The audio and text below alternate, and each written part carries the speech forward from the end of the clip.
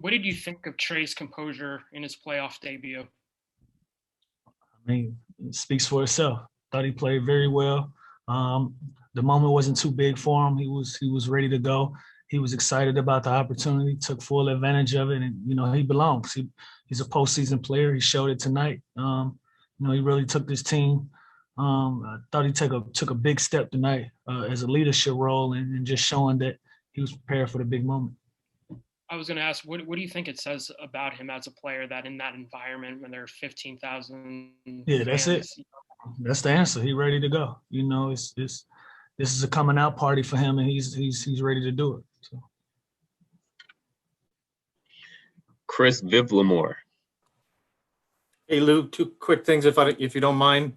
One, I had 13 points in like 12 minutes. What did you see out there? What was working for you?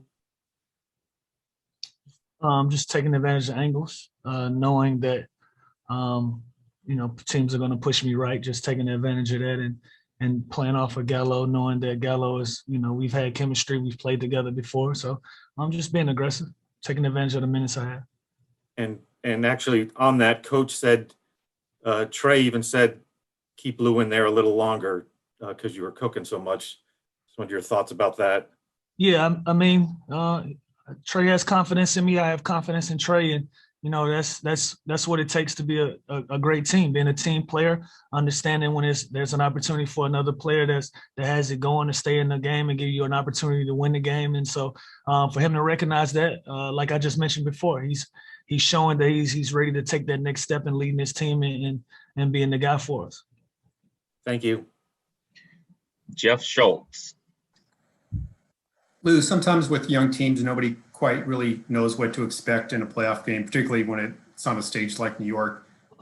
As a veteran player, I'm just wondering what your reaction is to how the young guys, not just Trae, but everybody, how they showed up tonight. Nobody looked shocked. Nobody looked like the moment was too big. And I mean, what a hell of a place to have your debut, right? Madison Square Garden. The first time the fans were in the building, obviously they were really excited to be back. It felt good. It's no better place to have your debut than Madison Square Garden with a very young, talented Knicks team that's on the upswing. And, the energy was electric, man. And so I just felt like none of the young guys, the moment was too big for them. And I know briefly after the trade, you said you had, contemplated retirement, whatever. When you decided to continue playing, were you thinking about maybe moments like this, being able to compete in the playoffs again and have a moment like this? You know what? I'm in like the fourth phase of my career. So it was like, it was kind of surreal for me to kind of watch. It's been a long time since I've watched big moments in the playoffs. And so for me to have an opportunity to watch it, be in a different position that I'm usually in and try to help these guys with whatever insight that I had and trying to help them down that stretch. It was exciting. It was different, and it was fun for me. Andrew Lopez. Hey Lou, it's Andrew Lopez from ESPN. I know you had said before you've had a lot of conversations with Trae over the year.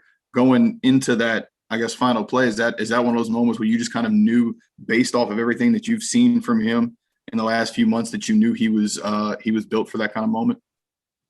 Without a doubt, like I said, leading up to the playoffs, man, he was very excited for this to be his first run, and I'm sure he's dreamed of moments like that.